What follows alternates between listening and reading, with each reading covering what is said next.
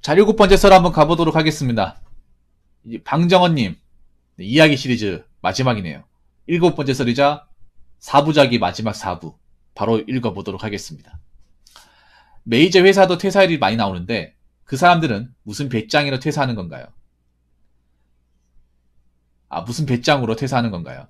저는 서울에서 안 좋은 대우받고 고작 최저받고 일 빡세고 위험한 일 많고 이렇게 일하기 안 좋은 연역 회사에서 일하니까 그분들 퇴사하는 입장이 잘 공감이 안 됩니다. 에듀윌에 한국전력 현장직 퇴사하시던 분 영상이 나오던데 그분만 메이저 공기업을 퇴사한 게 아니라 사기업 다니신 분 중에 유튜브 하시는데 전기 설계직인데 제가 주로 종사하는 빌딩 시설 관리하고 전혀 다른 업무고 영상 보니까 사무직안에서 전기 캐드 가지고 도면만 견적 짜서 설계해주는 업무 같던데요. 그분도 3년 일하고 퇴사하셨더라고요. 그 밖에 교사, 은행원, 승무원, 호텔리어 퇴사하신 분들 정말 많이 봤습니다. 이분들 공통점이 힘든 직업에 종사했던 사람들입니다. 공감하시나요? 한국 사람들은 자기가 느끼기에 일이 적성이 안 맞고 좀만 힘들면 다 그만둡니다. 이 중에 고액연봉 직업도 포함되어 있죠. 근데 그만둔 이유는 일이 힘드니까, 적성이 안 맞으니까. 이렇게 이제 얘기하시는 방정원님도 안 맞으니까. 네, 맞아야겠네, 이거. 자꾸 헛소리 하니까. 4분 헛소리가 많네요. 헛소리 하니까 안 맞았으니까 맞아야겠네요. 좀 이상하게 끝냈네, 이상하게. 좀 매듭을 좀 확실하게 지어야 될 거 아닙니까?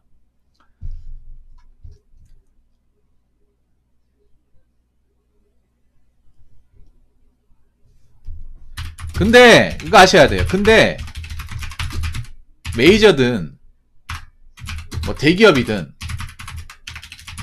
공기업이든 나오는 사람이 있습니다. 근데 이건 하나 팩폭을 할게요. 그렇지만 중소나 현장직에 비해서는 현저히 적습니다. 이걸 아셔야 돼요. 아무리 뭐 대기업이나 뭐 알아주는 기업이 나온다 해도 우리가 알고 있는 중소보다는 월등하게 적습니다. 삼성도 나오는 사람 나와요. 근데 다른 기업과 비교했을 때 삼성이 많이 나올까요? 아니면 다른 기업이 많이 나올까? 아무리 공무원이 요즘에 의원면집자 많이 난다고 하더라도 다른 일반 사기업과 비교했을 때 많이 나오는 걸까요? 현저하게 적게 나오는 거예요. 현저하게. 유독 그런 거예요. 뭐냐면 이게 그런 거예요. 뭐냐면 엄청나게 높은 게 아닌데 그런 거예요. 예를 들어서 뭐 공기업 같은 거 있잖아요. 뭐 한전이나 알아주는 거 있잖아요. 그런 퇴사하면 어떻게든 사람들이 알아요. 그러니까 이상하게 우리가 알고 있는 철밥통이 있죠. 뭐 공기업이나 공무원. 그런 퇴사하면 이게 뭔가 그냥 일반 사기업은 퇴사하는 갑딱 하는데 뭔가 알아주는 기업이 퇴사하잖아요. 그러면 이게 무조건 이슈가 돼. 이슈가 된다니까요. 일반 중소나 조선 퇴사하는 게 너무나 비비지한데 우리가 알고 있는 괜찮고 뭔가 안정적인 기업에 퇴사하면 이런 것들은 어떻게든 이슈가 돼요. 예를 들어서 우리가 뭐 중소기업이나 뭐 현장에서 퇴사했다가 뭐 살다 보면 그럴 수 있지가 넘어가잖아. 근데 공무원 그만뒀다 하면 아니 그 좋은 공무원을 왜 그만두는 거야? 공무원 그만둬서 뭐 하려고? 그 사람 정말 생각이 있는 거야? 이렇게 얘기하지 않습니까? 우리가 일반적인 기업을 그만두는 거하고 이름만 들으면 알만한 곳을 그만두는 거하고 다르지 않나요, 여러분?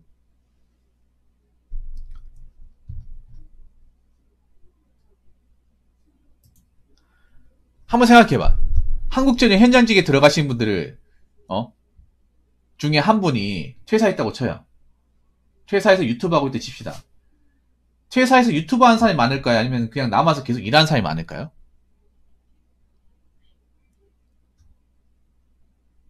그거 한번 생각해 보셨어요? 물론 퇴사한 사람 퇴사하겠지만 남아있을 사람은 남아있어요. 근데 남아있는 사람이 훨씬 더 많아요.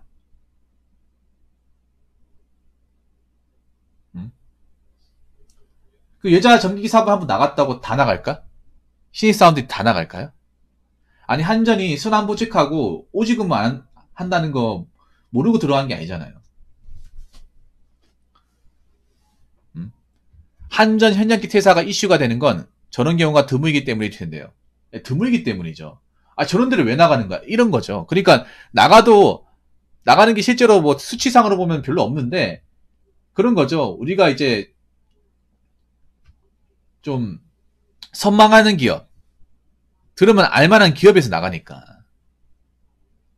만약 중소기업에서 나간다고 했으면 그 누구도 걸다 봐주지 않을 거 아니야.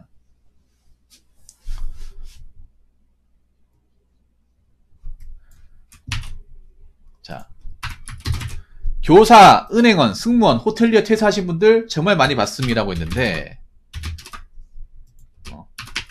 그렇게 많지 않습니다. 그리고 이 유튜브 같은 미디어로 영상에 뜨니까 알고리즘 봐야 뜨니까 많은 것처럼 느껴지는 것 뿐입니다. 예를 들어서 뭐 교사 의원면직 검색하면 나오죠. 근데 이게 교사 의원면직 하면 조회수가 잘 나와요. 의외로 알고리즘의 선택을 많이 받습니다. 괜찮은 기업 같은 거 이제 의원면직 했다 하면 그만뒀다 하면 왠지 아세요? 사람들이 이게 관심도가 높거든요. 아니, 이 좋은 직업을 그만둔다고? 나가서 뭐 하려고? 왜 그만두는 걸까? 본인도 고생해서 들어왔을 텐데. 이게 무서운 게 그런 거야, 여러분. 이 영상이라는 게, 미디어라는 게 무서운 게 뭐냐. 별거 아닌 것들이 뭔가 많이 있는 것처럼, 일반화되는 것처럼 흔하게 느껴지게 만들어요. 절대 흔한 게 아니거든요. 흔한 건 아닌데 유튜브에 알고리즘 뜨고 노출이 자주 되다 보니까 뭔가 자주 있는 것처럼 누구나 하는 것처럼 그렇게 비춰져요. 그렇게 판단하시면 안 됩니다. 여러분 이게 무슨 말인지 이해가 되십니까? 난 실제로 오프라인에서 교사 일하다가 그만둔 사람 본 적이 없어요. 아직까지 단 한 명도 본 적이 없어. 유독 유튜브에만 많아. 그렇지 않습니까, 여러분? 여러분 주변에 혹시라도 교사한 사람 없을까? 찾아보면 있습니다. 있는데 일은 좀 힘들다 할지라도 실제로 그만뒀다고 얘기한 거 들어본 적이 없어요. 제 방송에서도 공교육 교사분들 몇 분 계십니다. 그분들 중에 그만두겠다고 얘기한 사람 한 명도 없습니다. 현재 기준으로. 아니 현실적으로 교사가 그만둬서 뭐 할 거예요? 그만두면 정말 답 없는 직업 아닙니까? 교사라는 직업? 이 교육은 솔직하게 말해서 교사라는 직업으로 뭔가 이제 결실이 맺지 않으면 정말 쓸모없는 거 아니에요? 어떻게 보면 교사는 더 그만두면 안 되는 직업 중에 하나예요. 다른 공무원보다. 왜냐하면 정말 나가 쓸 데가 없습니다. 정말 내가 강의력이 뛰어나서 정말 내가 수업 능력이 뛰어나서 뭐 메이저급 학원에서 스카웃이 들어오지 않는 이상은 그만두는 경우 없습니다. 보통 그만두는 경우 잘 되는 경우는 EBS 강의했는데 워낙에 강의를 잘해가지고 메이저급 이제 어떤 그 대치동 같은 데서 스카웃이 들어올 때 그런 경우는 있어요. 그러니까 원래 공교육 교사도 이제 강남에 섰다가 강사 쪽에 소질이 있어가지고 스카웃 제의 받고 그만두는 경우는 있지. 몇 분 계시잖아요. 근데 그런 사람이 얼마나 있을까? 왜냐하면 이 강사 바닥도 굉장히 치열하단 말이에요. 스타 강사 몇 되지도 않습니다.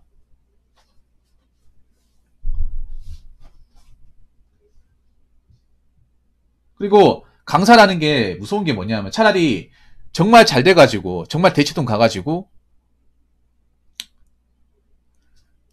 수십억대 연봉을 받으면 모르겠어요. 근데 강사라는 게 평생 지급 못 되거든요. 왜냐하면 강사도 나이 먹으면 사실 설 자리 잃어요. 특히 수능 강사 같은 경우에는. 네. 왜냐하면 수능 같은 경우에는 그런 게 중요해요. 잘 가르치는 것도 중요하지만 생각보다 가르치는 분들의 외모도 중요해요. 네. 그래서 여자 교사 여자 이제 그 강사 같은 경우에 40살 넘어가면 아예 뭐 나오질 않아요. 결혼하고 하면 안 나와요. 공무원 같은 게 좀 얘기가 틀린데 수능은 이게 좀 금명이에요. 제 방송에 수능 쪽에서 이제 강사 하려던 분이 있었거든요. 얘기 들어보니까 외모는 엄청 많이 본대. 아이들이 좋아하는 헤어스타일하고 그 옷 코디 같은 것도 맞춘대요. 걔네들 취향에 맞추도록. 그래야 우리 학원 강의를 더 많이 본다는 거야. 남자 강사들 외모를 봐요. 키도 좀 커야 되고 예. 의외로 얼빠들이 많다는 거예요. 이 수능 강사 쪽에. 얼빠들이. 그래가지고 이제 BTS 같은 헤어스타일 하고 막 누구 닮았다고 해가 BTS 이제 그 유명한 이제 멤버 중에 한 명 뭐 헤어스타일에다 옷까지 깔맞춤 해버리는 거야. 머리도 염색하고. 예. 여자 강사는 너무나 당연해요. 여자 강사는 외모 이쁘고 하는 거 너무나 당연해. 왜냐하면 그 나이 때 외모가 가장 중요한 나이니까. 그 수능을 보고 있는 학생들의 나이가. 외모에 가장 민감한 나이니까. 기왕이면 다홍치마라고 이쁘면 좋잖아. 맞잖아요. 이쁘고 잘생기면 좋잖아. 더 잘 들어올 거 아니에요. 은행원도 그만두는 사람 많다고 했는데 그렇게 많지 않습니다. 특히 은행원 그만두면 뭐 할 거야, 여러분? 아니, 은행원 같은 경우에 잘 들으세요. 은행원은 그만두면 답 없어요. 답 없는 직업입니다. 왜냐하면 문과 티어 중에 가장 잘 되는 케이스가 은행원 취업하는 거, 메이저 은행. 은행이 문과로 취업할 수 있는 것 중에 상위 티어입니다. 그 주식이나 이제 증권 쪽과 포함해가지고. 근데 은행이 보통 정년 보장이 안 되죠. 그래서 버틸 만큼 버티다가 나와요. 대부분은. 힘들어도. 왜냐하면 은행 그만두고는 할 게 없습니다. 뭐 어떻게 할 겁니까? 은행 경영 받아주는 것도 없고. 예. 여기서 그만두면 끝이에요. 은행 같은 경우에는. 특히 결혼하신 분은 더 그만두지 못합니다. 왜냐하면 은행 벌이가 좋거든요. 문과생 입장에서 은행만큼 이렇게 페이나 보너스 같은 게 두둑한 회사가 없단 말이에요. 뭐 정말 확실하게 받아주는 것이 아니면 힘들죠. 뭐 여자분들 입장에서는 뭐 결혼하면 그만둘 수 있겠지만 남자분들은 그만 못 두죠. 남자 은행분들은.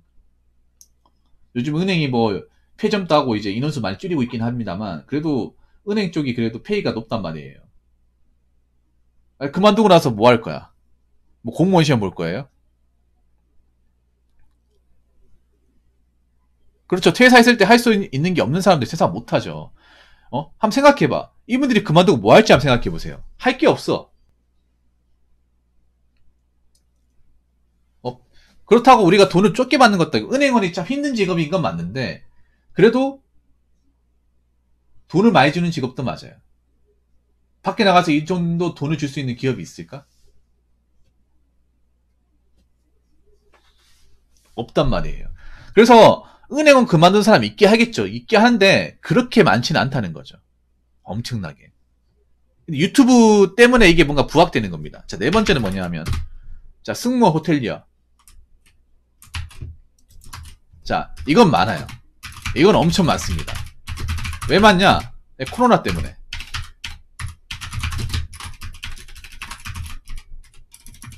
네, 항공과 관광 쪽이 불황이에요. 보통 호텔과 승무원 중에 남자들도 많이 있지만 여자들도 많이 있어요. 호텔은 굉장히 박봉입니다. 개박봉이에요. 승무원이 그나마 좀 돈이 많죠. 돈을 좀 받죠. 그리고 여자분들이 좀 많이 지원하죠. 스튜어디스 같은 거. 근데 문제는 지금 뭐 항공이 어느 정도 회복되었다고 하지만 완전히 회복된 건 아니죠. 그리고 한 2년 동안 거의 뭐 장사 못했지 않습니까? 관광이나 이제 항공 쪽은. 예. 네. 그래서 지금 원래 승무원 하신 분들도 이제 알바하고 예, 유튜브 하신 분도 많이 늘어났어요. 이건 사실이야. 예. 그러니까 이걸 제가 얘기한 게 이번에서 좀 살짝 제가 잘못 얘기했는데 교사랑 은행은 그렇게 많지 않고 호텔리하고 이제 요거를 좀 다르게 얘기하겠네요. 교사 은행.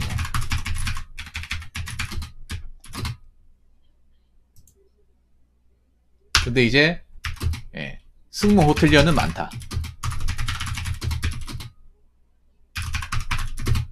이게 내가 그만두고 싶어서 그만둔 게 아니에요. 여기서 우리가 중요한 게 있어요. 자, 지금 핀트를 못 잡은 게 있는데 방정원님 스스로 박차고 나왔다고 했는데 자, 승무원과 호텔리어는 박차고 나온 게 아니라 일하고 싶지만 수입이 안 나니까, 오더가 없으니까 일을 그만둘 수밖에 없는 거예요. 타의적인 거예요, 타의적인 거. 자의적으로 그만둔 게 아닙니다.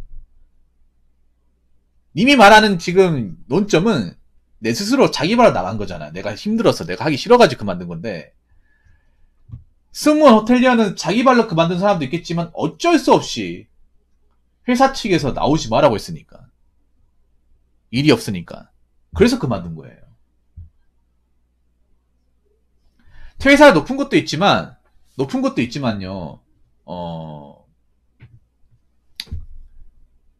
정말 대우가 좋은 것도 있잖아. 승무원은 그래 대우가 좋잖아요, 승무원은.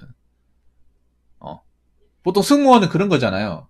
이제 돈 많은 사람 이제 젊고 이쁠 때, 직장 다닐 때 이제, 돈 많은 남자하고 이제 결혼하면 그만두는 식이 되게 국룰이죠. 예. 근데 여기서 님이 얘기할 게 뭐냐면, 그런 거예요. 정말 좋은 기업에서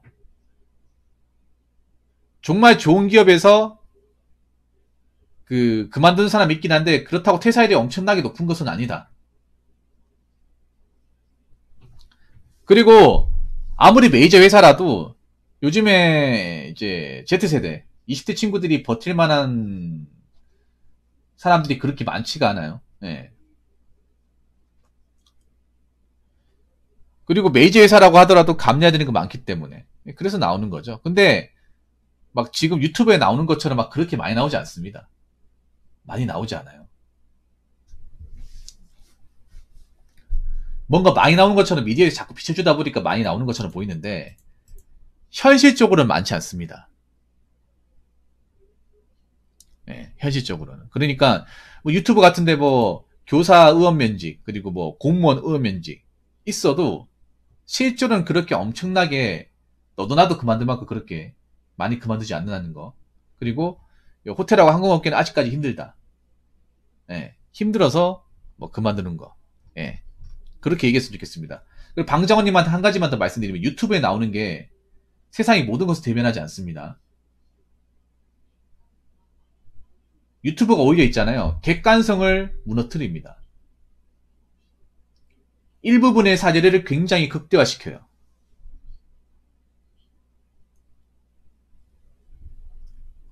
일부의 사례를. 유튜브도 그렇고 TV도 그렇고 별거 아닌 것들을 굉장히 부풀립니다. 사실 알고 보면 별로 없는데 전체적으로 봤을 때 그렇게 높지 않은데 극히 일부의 사례를 뭔가 일반적인 것처럼 굉장히 당연한 것처럼 만드는 게 유튜브나 미디어예요. 아는 와이프가 TV 방송이죠. 하여튼 TV가 문제야, TV가. 이 객관성을 무너뜨리는 건 최고입니다. 이러니까 TV를 안 보는 거예요. 제가 얘기했죠. TV는 가면 갈수록 막장으로 간다고. 지금 막장 테크로 가고 있잖아. 객관성을 철저하게 무너뜨리고 있잖아요. 아무리 유튜브 알고리즘이 원하는 걸 찍어준다 하더라도 우리는 어느 정도 객관적으로 전체적인 시야를 가지고 세상을 봐야 됩니다. 무슨 말인지 아시겠죠? 자꾸 알고리즘에 의존하게 되면 자기가 좋아하는 편협한 시야만 가지게 됩니다. 그러면 전체적으로 어떻게 돌아가는지를 알지 못해요. 그래서 마지막으로 방정원님한테 해주고 싶은 얘기는 시야를 키우세요. 일부분만 보지 마시고요. 일부의 사례를 가지고 너무나 당연한 것처럼 받아들이시면 안 됩니다. 여러분도 마찬가지예요. 자, 이상으로 7번째 썰 마치도록 하겠습니다.